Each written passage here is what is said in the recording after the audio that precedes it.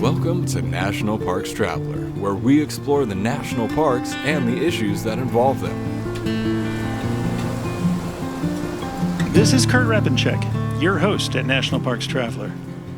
Yes, climate change is melting many glaciers within the national park system, but that doesn't mean you still can't find some out there in the parks. This past week, Rebecca Latson told you where to find some of those glaciers and presented some beautiful photo documentation of some of them as well. We also brought our readers a story of Parks Canada's use of a French storyteller to create a new audio tour for one of its historic sites, checked in on Big Bend National Park during the state of Texas's deep freeze, and brought an encouraging story from Dry Tortugas National Park concerning how efforts to transplant elkhorn corals there are succeeding. You can find those and other news about national parks and protected areas at nationalparkstraveler.org. In this week's show, I continue my conversation with Yellowstone National Park Superintendent Cam Sholly on the state of his park. We discuss efforts to greatly reduce the number of invasive lake trout in Yellowstone Lake, Yellowstone's infrastructure needs, and some of the conservation projects park staff are working on. And at the end of the show, we also voice travelers' position that the National Park Service needs to conduct an environmental impact statement, not a less rigorous environmental assessment, on plans to drill for oil in Big Cypress National Preserve.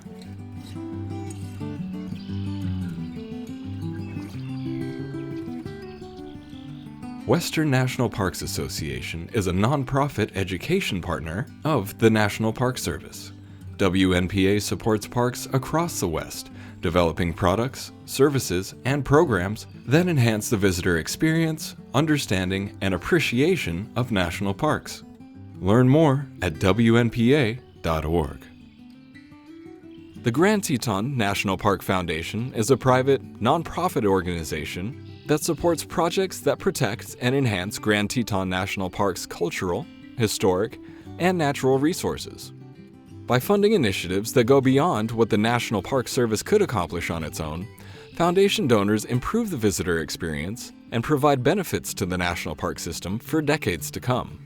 See their successes at gtnpf.org. The Blue Ridge Parkway Foundation is the primary nonprofit fundraising partner for the Blue Ridge Parkway. It is made up of people who have a deep love for this majestic road and want to ensure that its natural beauty and the experiences it offers endure for generations to come. Show your appreciation at brpfoundation.org.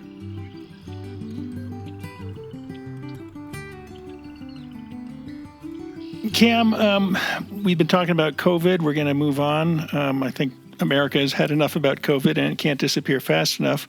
But one thing that Americans love is Yellowstone National Park and the park system. And you've got such a dynamic ecosystem up there. A lot of conservation issues. What's on the top of your to-do list in terms of conservation in the park this year? Well, first off, we set 5 kind of larger umbrella strategic priorities in 2019 that we've been focused on. One of those priorities is strengthening the Yellowstone ecosystem and heritage resources. And, we've got a lot going on in that priority. First and foremost, I'll mention that the 150th anniversary of Yellowstone National Park, or the creation of the park, is next year in March. And so, I think that's a good time for us to reflect on the past 150 years and then also really work together to determine, are we taking the right actions today to protect this park for another 150 years? And keep in mind that only 100 years ago, we killed every wolf in this park. We killed most of the grizzlies, almost wiped out all the bison. We were allowing people to feed grizzly bears 50 years ago. And so in a relatively short amount, and that was with national park protection, by the way, not a great part of our history in many ways. And when you look at the ecosystem now, and it's under threat by climate change, by increasing visitation, there's a lot of factors there. But generally speaking, the teams here over the years, especially in the last 30 or 40 years, have done a really good job of putting a lot of the pieces of that ecosystem back together. Last year, we just celebrated the 25th anniversary of the reintroduction of wolves in the Yellowstone. 2020 was a great pup year. I mean, the population of our wolf population grew to about 123 animals. That's a fantastic success story. That's in 9 packs across the park. I think it's a stable population. We've got a phenomenal team that has worked on wolves for decades, and they are helping us determine what types of decisions do we need to make to protect not only wolves, but all the peripheral positive benefits of wolves moving forward. You know about the lake trout issue in Lake Yellowstone. We continue to, and that's a great example of where we, even in the 2000s, we're probably a little complacent with a very direct threat to a keystone species in the cutthroat trout. And the team has done a phenomenal job, especially over the last 5 years, in really doing their best to eradicate lake trout and repopulate the cutthroat. So we're putting about $2 million a year into that project. Our science panel says that we need about 2 to 9 years of similar effort to get to a goal, which is the lake trout population being under 100,000. And any estimate what it's at now? Well, they took out, I think, they've been taking about 300,000 to 400,000 out every year. Wow. And that's basically a full-blown gill netting operation on Lake Yellowstone for the past 5 years or so. They've evolved and worked on some really new techniques, these biodegradable wheat pellets that we drop on the spawning sites that takes the oxygen out of the water. They're putting GPS trackers in lake trout, so there's kind of a Judas fish that can help us understand better where those spawning sites are, so that we can drop these pellets and have maximum impact. But that's and the cutthroat are coming back, and that's a really important component to this ecosystem, and something that right in front of our eyes almost happened in contemporary times, so to speak. And so we're going to continue to invest a couple million a year minimally. Even when we get to that target of 100,000 or less, there will need to be probably a perpetual investment to protect the cutthroat and keep that lake trout population down. 2020, we set working with the Fish and Wildlife Service and the Forest Service, new grizzly bear habitat standards that we're working on implementing. We've got a northern range management plan that we're going to launch here soon. That's going to help us really kind of understand what the climate change impacts are on the northern range of Yellowstone, and how we can take more specific actions to adjust to some of those impacts. Bison, the quarantine program that Dan Wink started has really flourished. As you probably know, we've transferred over 100 bison, brucellosis-free bison, to Fort Peck in the last 18 months. That's in partnership with the state, with the Department of Agriculture. We've got more in the facility down there right now.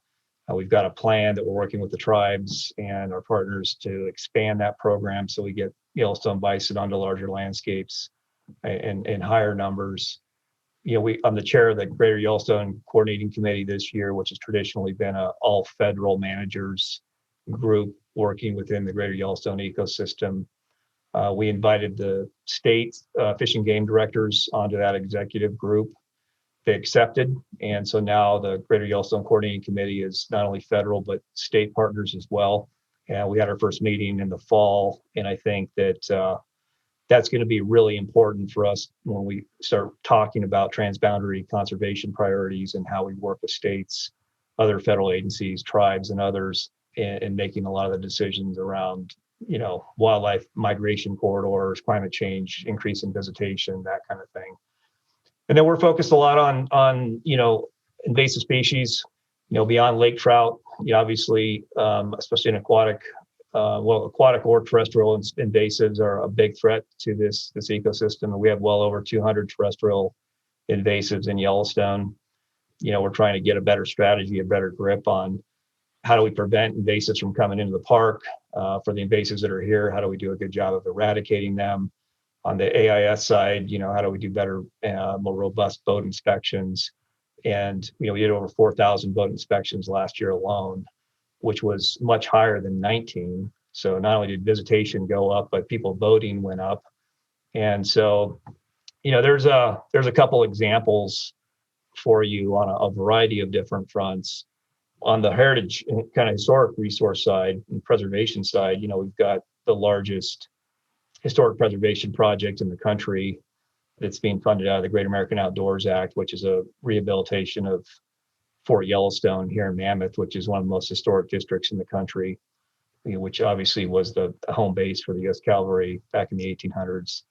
We're redoing the Laurel Dorm down at historic Laurel Dorm next to Old Faithful Land in Old Faithful. And, so we've got a full spectrum of great things going on as far as strengthening the Yellowstone ecosystem, and phenomenal team.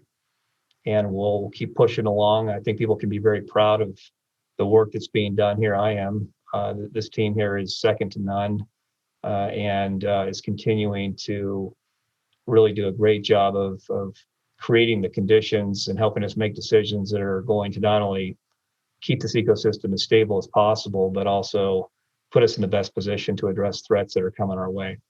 Yeah, the 150th anniversary coming up, and trying to get a grip on the health of the park. I know back in the last century, as I like to put it, back in the 1990s, I guess it was, when Mike Finley was superintendent, the park put out a State of the Park book almost that went over just about everything that you were just talking about, and rated them on where it was. Is there something similar that the park puts out for the general public to get a look at where things stand? So we've got an annual report that we'll be putting out, and we should have that released here in the next 3 to 4 weeks. I think and it's divided by, our strategic priorities in addition to strengthening the Yellowstone ecosystem are focusing on the core, and that's our workforce. Included in that is housing improvements and morale, and how we manage our finances, how do we manage within the most effective organization. There's a lot of things that we're doing in that priority. Strengthening the Yellowstone ecosystem, which we just talked about. Third priority is delivering a world-class visitor experience. Fourth is investing in infrastructure, and then fifth is building coalitions and partnerships. That annual report's divided into those 5 areas, so people are going to get a really good idea of all of the great work that's going on in some of those different priorities. And we also are contemplating, and I've talked to Mike, some type of similar State of the Parks for the 150th. I don't know exactly what that might look like, but I do find, I have read that, I think it's a 99 document, and it's very informative. And I think it does a really nice job of outlining, which species are kind of stable, which species are under threat. And it's a good way of us, and we have that information in different places, but I think it's important that we put that into a format that people can read and understand kind of where we are in different areas. Yeah, I think it'd be a wonderful product to see again. Infrastructure needs. Great American Outdoors Act bringing money to the park. You have a couple bridges, I think, that need to be replaced, no? Yeah. Well, I think we're going to do pretty well. At least. Yeah, I mean, the team in Washington and the team coming in is, I'm excited about. We got good support from the last administration also on a lot of these key priorities. It's a mix. I mentioned the historic preservation projects, which are really important and core to the mission. We also have, Lewis River Bridge down by the south entrance has to be replaced. We've got the Yellowstone River Bridge ultimately out there going towards Lamar that will need to be replaced. The Gardner River Bridge here just down the road from Mammoth. And those are big deals. I mean, those are $50-60 million projects. And a lot of disruption. Yeah, it'll be a lot of disruption. But I mean, remember, a lot of this, we're doing this road project right now between Tower and Mount Washburn. That road is built in the 30s, and it has not been worked on substantially since the 30s, to the point where we basically, as you know, we closed it down last year, and we've got one more year of it. It's going to be a lot better. But this road network here, which represents about 1% of the park, was built when there was less than 1 million people in the park. Yeah. And same with the parking lots and those types of things. And so, although there's been a lot of good work done over the years, We've got a significant backlog, and I think Great American Outdoors Act is going to help us substantially address some of that. Is one of those bridges going to be tackled this year? We should have the Lewis River Bridge is on the list to be awarded this year. We just finished the Pelican Creek Viaduct and Bridge this year. That was a big multi-year project. And then we're going to be pursuing funding for those other bridges I mentioned. And I mean, they're still in okay shape. They're not going to collapse or anything. We get them inspected every year and that kind of thing, but they definitely need attention and quickly. But as far as you don't see any construction starting on the Lewis River Bridge this year? We will probably award that contract this year, but I doubt we'll get to a construction initiation in 21. Yeah. What about campgrounds? There's obviously a lot of demand for camping all of a sudden, and last year was one of the best years that the RV industry has had in a long time, I think. And I know there's pressure from the RV industry to have bigger national park campgrounds to handle some of the bigger RVs and to provide more amenities. Is that something you're grappling with, or that's not on the top of your list? Well, I'm not opposed to taking existing developed campgrounds and making them better. I think that's a good thing, and that might include adding RVs hookups or providing more hookups and that kind of thing in certain campgrounds. I'm not interested in adding more campgrounds or enlarging campgrounds that we do have. So I think that that there's a good market for that outside the parks as well. I think you're going to see some expansion there. I don't think that the solution there is to expand within the park boundaries. Yeah. I know many readers will be glad to hear that. You guys are an interesting animal in that you do touch 3 different states, and you've got the whole greater Yellowstone ecosystem and all the acres that goes along that, and all the wildlife that goes along with that as well. And there's been some talk about charging a conservation fee. Some of the outside groups, I think in Wyoming, they've been talking about that to try and have visitors to Yellowstone and Grand Teton pay a little extra money to help with conservation of wildlife beyond park boundaries. Is that something you're hearing a lot of? I've had those conversations. I would suggest that while well-intentioned, if there's ever going to be a fee increase, that revenue needs to go to addressing gaps within the park. What we do in the park clearly benefits what happens outside the park. I mean, I think last year between Grand Teton and Yellowstone, it was close to $1.5 billion in positive economic spending in communities within 60 miles of the parks. That's a big deal. We already send, our concessioners send $25 million a year in gas tax and sales tax to Wyoming. I would suggest that there's a good conversation to have around what a conservation fee could look like that cannot be solely on the backs of visitors to national parks that are already providing hundreds of millions of dollars to surrounding counties, communities, and states, and without addressing some of the shortfalls that the parks have. That said, I think if there's a way forward where there's, obviously legislatively that would be disallowed right now anyway, that concept. But, I would suggest if the state wanted to contribute to a conservation fund or a county and a community, they wanted to take some of the existing revenues they're getting from visitors and apply that towards a conservation fund, and the park could participate in that, and then we could agree on who would govern that money, what priorities it would be allocated to. I don't think the concept is necessarily bad, but it can't just be, let's add a fee to the visitors and then make them pay for kind of an unknown group of priorities outside the park. Yeah. It's no great secret that I really love Yellowstone, and I'm fortunate enough to live within a half day's drive, and we try and get up there at least once a year. And I really love the lakes, getting out to paddle Shoshone Lake and the big Lake Yellowstone. And my last backpacking trip was down into the Beckler region, which is just a fascinating part of the park that fortunately not too many people seem to go to. Yeah. What about you? Where do you like to go in the park when you want to get away from it all and clear your head?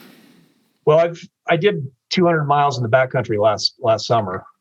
On foot? On foot, yeah. Well, I did some on horse, but I did a lot of it on foot. Did a lot of day trips. Did Electric Peak with my son.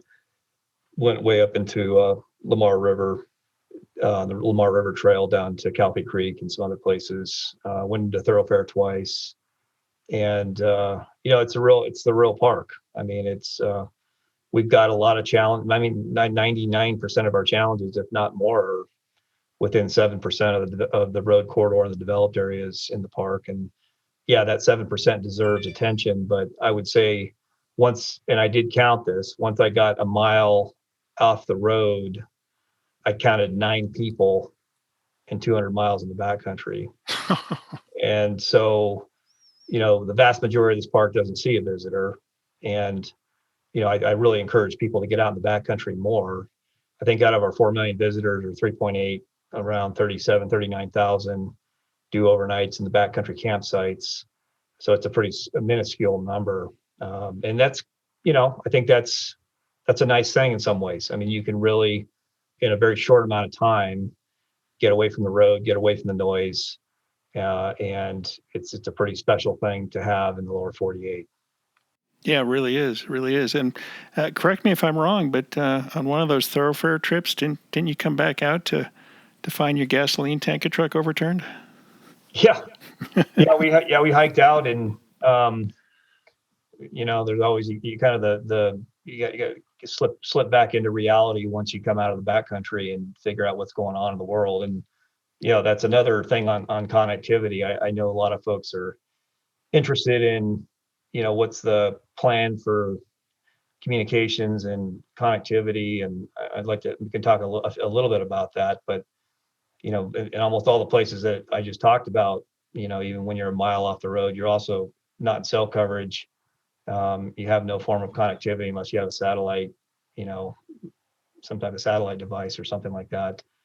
But I think that's special, and that's a big part of the experience as well. Now, we need connectivity in certain areas. I mean, you put 4 million people into 350 miles of road in a year, you're going to have public safety issues and things that you need quality communications for. And then also from a workforce recruitment retention standpoint within the developed areas, and I stress within the developed areas, we need quality communications and connectivity. And I think some people don't necessarily understand that the conversation right now really isn't about should there be connectivity in the park. First and foremost, I've got a moratorium on adding any cell towers, or any substantial expansion on communications infrastructure. We're, as you probably know, evaluating a proposal. We have not made a decision on it to bring fiber optic into the park. And I've seen a lot of different comments about the fiber. What I would ask people is, you look at decades of infrastructure that's been put up on mountaintops in this park, reflectors that have been put in the backcountry. What's the pathway forward? If you wanted to get rid of all of that, I mean, you have to agree, and I know some people don't, but that there's got to be some level of communications for public safety, for workforce communications, training, things like that. But what we've done is we've evolved over the decades, and every time technology evolves, we add a new antenna onto a ridge top or a new reflector somewhere. How do we get ourselves out of that? And while like I said, we haven't made a decision on fiber. Grand Teton put fiber in last year. It was all put in right alongside the pavement and the already developed road corridor. Your speeds went from 1.5 to 3.0, 1.5 to 3 megabyte downloads to 1,000. And then you also have a pathway to start pulling some of this infrastructure that's been put up over decades, and reverse that resource degradation that's happened. And so, I don't know which pathway we're going to go there, but I appreciate people's passion on this issue. But we've got to kind of figure out a way to have quality communications within those developed areas, and then also to reverse some of the impacts that we've had in the past.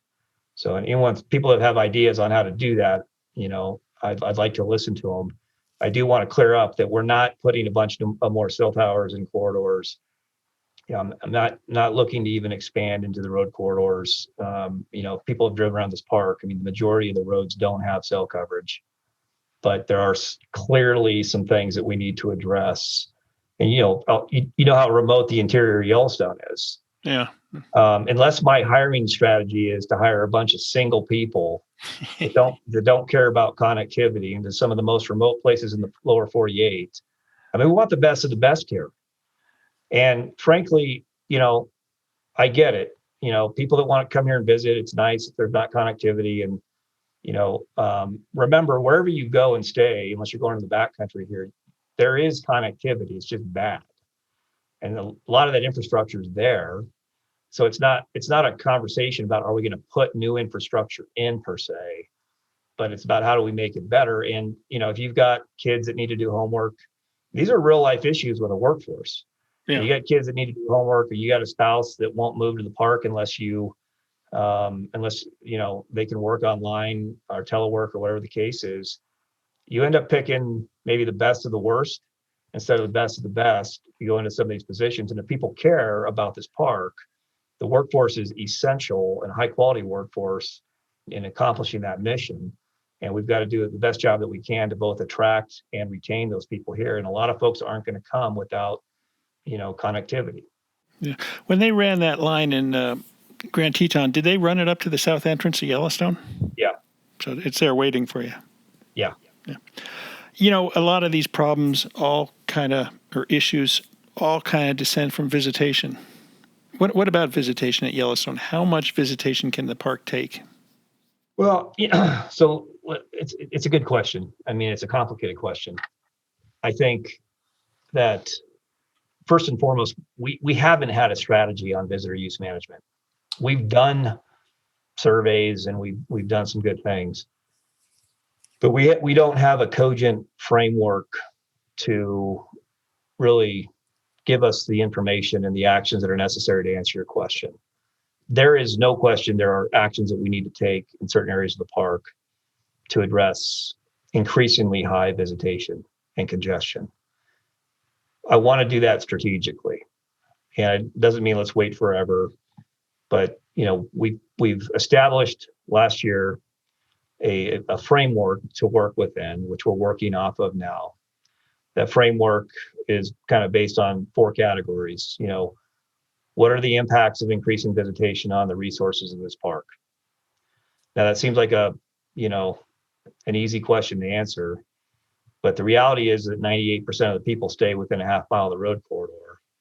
And so when you actually look at true ecosystem impacting actions that visitors are having, they're pretty minuscule. And I get people that argue with me all the time on this. They're like, oh, you can't have 4 million people in the park and not have impacts. I'm not saying there's not impacts, there are. But remember that it's in a very small percentage of the park. That doesn't mean we ignore it. We don't do things to mitigate and things like that. But, we've got to do it in a strategic way and take actions that are actually going to have meaningful outcomes. And so, this last year, for instance, in that category, what are the impacts on resources? We substantially increased our monitoring. Where are we seeing human waste? Where are we seeing more litter? Where are we seeing, off-road travel, things like that? And where is that happening? Why is it happening? Is it because there's too many visitors? Because we don't have the right signage? We don't have the right enforcement? Not enough parking? What are the cases? And believe me, there's no way to build ourselves out of this problem. But I'll give you a good example. At Madison Junction, which is the intersection, for people that don't know, that comes from West Yellowstone. It intersects with the road that traverses Mammoth to Old Faithful. It's a 3-way intersection. This kind of gets off the resource part, but you'll get the gist. Sure. For years and years and years, it's a 3-way intersection with 1 stop sign. So the traffic coming from West Yellowstone had to stop at the intersection, but the traffic going north-south didn't. And we'd have literally like 3 or 4 mile backups. And years ago, before I got here, they did a transportation study, an expensive one, and they came up with, we should do a roundabout, or you should do a flyover, all kinds of different alternatives. And when I got here in 2019, and well, I got here in late 18, but when I had a meeting down there with the team in 2019, and they said, "Can you please just put 3 stop signs in? Just try it." And the transportation study said that wouldn't work. And we're like, "Well, there's nothing that we can try it. Let's just do something." We put the 3 stop signs in, and it completely solved it. We monitored it for, I think, 18 days last year, and there was no more than like a 14 car backup in any direction. So the point, though, is if you looked at that traffic backup that was 3 or 4 miles, you'd be like, you got to cut the number of visitors that are coming to this park. The reality is, for that particular intersection, we solved it pretty simply, putting 3 stop signs in.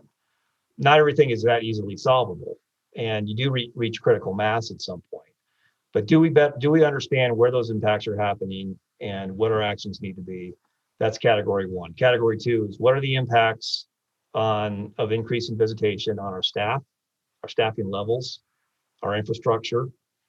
You put 1 million more people a year in this park, flushing toilets, driving on roads, driving off roads, whatever, you're going to have big impacts on staffing and infrastructure. And so that's something that we're measuring that we really haven't before.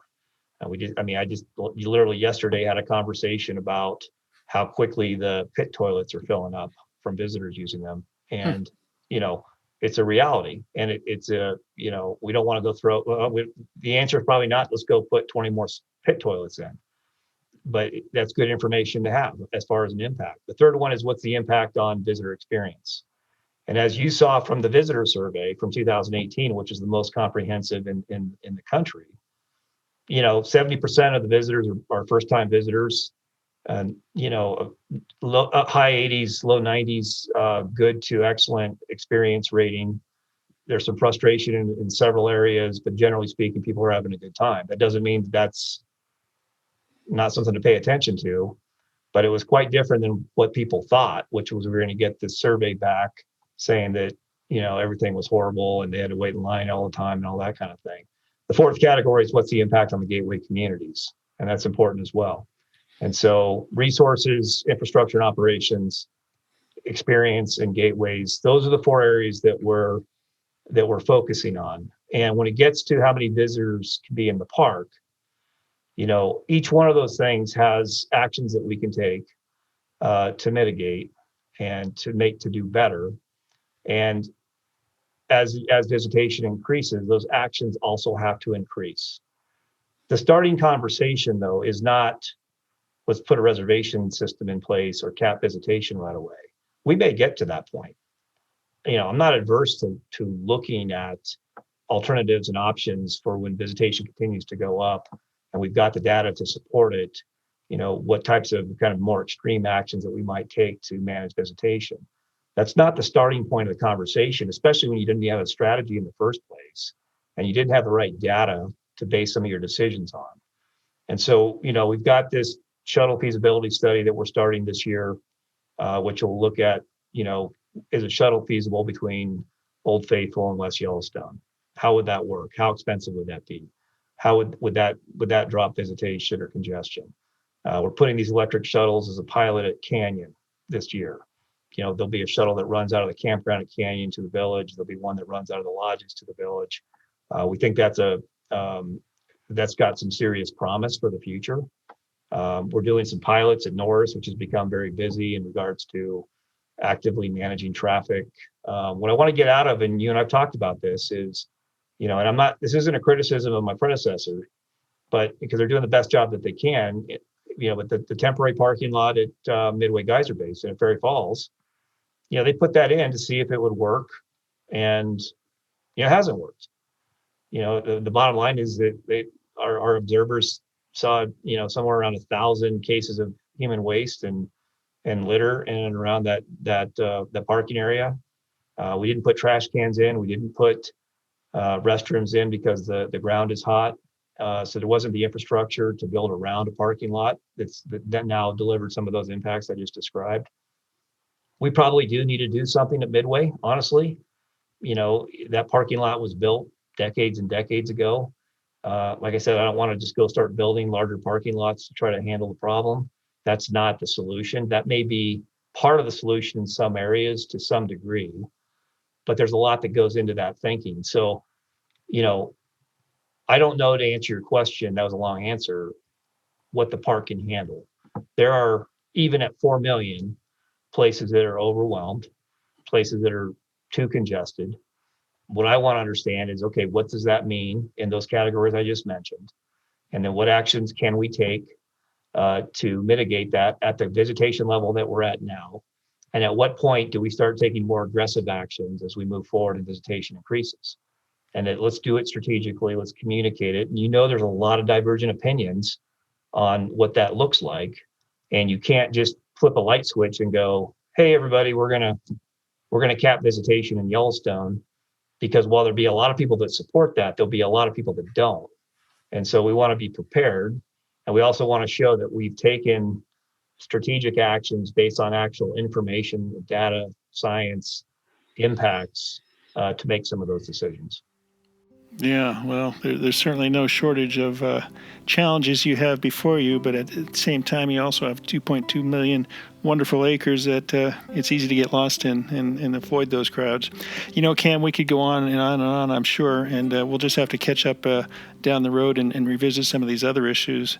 But it sounds like you got a full year ahead of yourself, and hopefully COVID will disappear and we can all have a good time this year. Yeah, thanks for having me on, Kurt, and to your listeners, I appreciate the support of the park.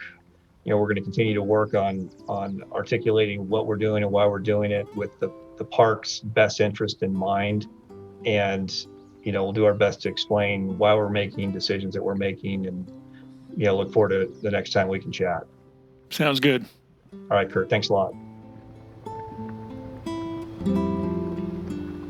Listener and reader support make National Parks Traveler possible every day of the year.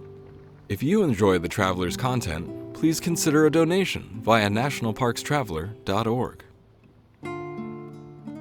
Whether it be strategy, business planning, change management, board development, executive search, or diversity planning, Potrero Group is here to help.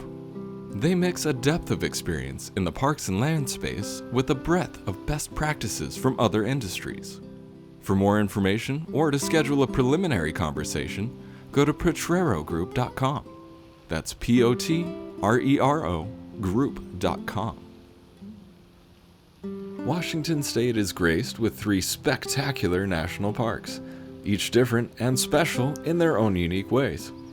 As the official nonprofit partner and the only philanthropic organization dedicated exclusively to supporting these parks through charitable contributions, Washington's National Park Fund has a mission to deepen the public's love for, understanding of, and experiences in Mount Rainier, North Cascades, and Olympic National Parks. Share your passion for these parks at WNPF.org. Acadia National Park is one of the 10 most popular national parks in the United States. It is also one of the smallest and most vulnerable. That's why Friends of Acadia exists.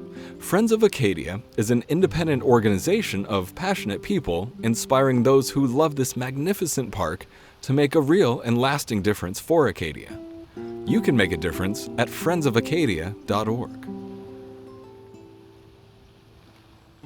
The North Cascades Institute has a large portfolio. It is an environmental learning center, training center, conference center, and leadership center, all set in the splendor of the North Cascades National Park Complex. Learn more at ncascades.org.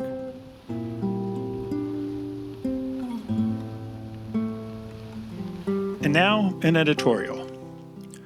Once the Biden administration has a Senate-confirmed Interior Secretary, that person needs to see that the National Park Service conducts an environmental impact statement, and not a less rigorous environmental assessment, on the current plans to drill for oil in Big Cypress National Preserve. Nothing less should be expected to protect the integrity not only of the nation's first national preserve, but also that of Everglades National Park next door. What is potentially at risk from drilling activities both the actual drilling, but also the infrastructure needed to enable it, is a landscape rife with threatened and endangered species, and which is a conduit for roughly 40% of the water that flows through the Everglades and into Florida Bay. Big Cypress Superintendent Thomas Forsyth has said that the park staff will prepare an environmental assessment on the drilling proposal put forth by Burnett Oil Company. It's a proposal that includes 2 well pads supporting horizontal drilling projects that can tap multiple wells. As such, the project deserves a more intensive environmental impact statement, and not just because of the natural resources at risk. Think not? Track down a copy of the preserve's 1991 General Management Plan. That's right, the preserve is being managed under a 30-year-old plan that doesn't take into consideration current drilling technology or practices. Once you find it, dig into Appendix B, the section on Area of Influence for Oil and Gas Development. Here are some of the key takeaways. Exploration and drilling activities may last for only a few months, but a single production activity may last as long as 40 to 80 years. Reclamation activities, regardless of how well they are performed, may still not provide a total return to a natural condition. The vast expanses of prairie in the central and southern portions of the preserve would allow oil and gas developments to be seen at great distances, possibly 2 to 3 miles, particularly during drilling operations. Visually, reclaimed roads and pads may require many decades to return to a somewhat natural condition. Surface spills of production fluids would affect surface water quality near producing wells. Spills of crude oil or brines would be possible at the wellhead, at the tank battery, or along the pipelines. While crude oil can have severe effects on the environment, brine spills may be more damaging in both the short and the long term. The amount of fresh water used for drilling operations in the preserve can be enormous. Freshwater wells for oil and gas drilling operations are generally drilled on the pad. The average volume of fresh water extracted during a typical 45-day drilling operation in the preserve is 1.3 million gallons of water. Wastewater brought back up is then pumped into the boulder zone, a deeper brackish water zone, an unconsolidated formation found between 1,800 and 4,000 feet deep.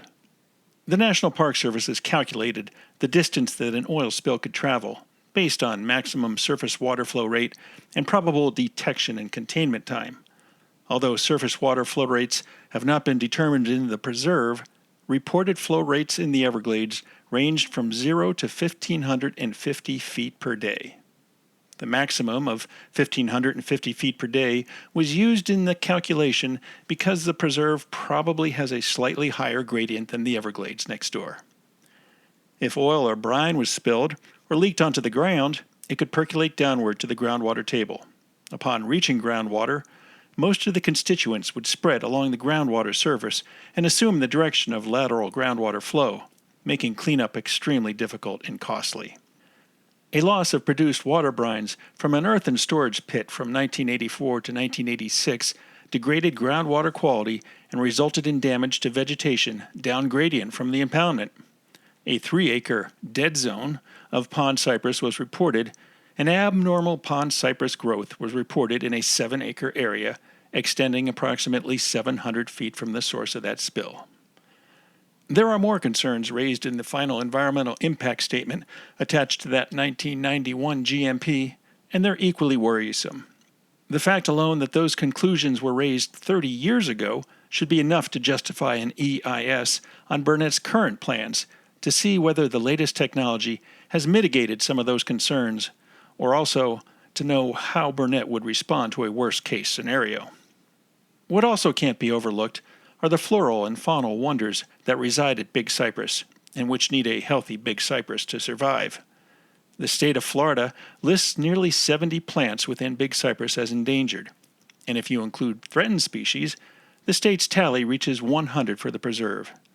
More than 30 species of orchids grow in Big Cypress, perhaps most notable among them the ghost orchid that snakes its roots around the trunk of its host tree, anchoring its beautiful flowers.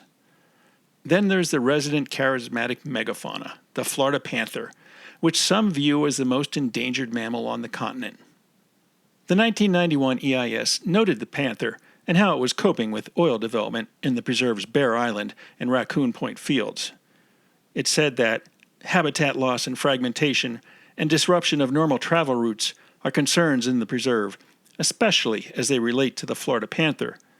Large predators may be severely affected by development activities due to their secretive nature and tendency to avoid humans. Panthers are believed to be relatively sensitive to human intrusion into their habitat. While the best documented panther populations in the preserve coincide with the Bear Island and Raccoon Point oil fields, which could indicate a fairly high tolerance level, the current population is a remnant of a once larger, more vigorous population in the region. The demise has been attributed to loss of habitat quality due to many things, including petroleum operations and road construction. Something else shouldn't be overlooked when we're talking about oil production in Big Cypress. The state of Florida and the federal government are investing billions, that's billions with a B, to restore the river of grass and improve the health of the Everglades. Why stop short of doing the most intensive and rigorous assessment of proposals to drill for oil in one of the most biodiverse and vital ecosystems, not only in the national park system, but also on the entire continent? For The Traveler, this is Kurt Repenchek. That's our show for this week. We hope you enjoyed it. We hope as you enjoy our weekly podcasts that you'll appreciate that National Parks Traveler is a nonprofit news organization that relies greatly on its listeners and readers to get by. Please consider a donation when you visit our website to read the latest news about national parks and protected areas in the United States and Canada. For The Traveler, this is Kurt Repenchek. The composers and musicians at Orange Tree Productions have created a unique collection known as the National Park Series that has grown to include more than 30 CD titles. Composed against the backdrop of a park's sounds of nature, these musical scores will connect you with these beautiful places and take you there, at least in your mind. This collection is the #1 selling National Park audio series in the world and provides the background music for National Parks Travelers podcasts. Visit them at orangetreeproductions.com.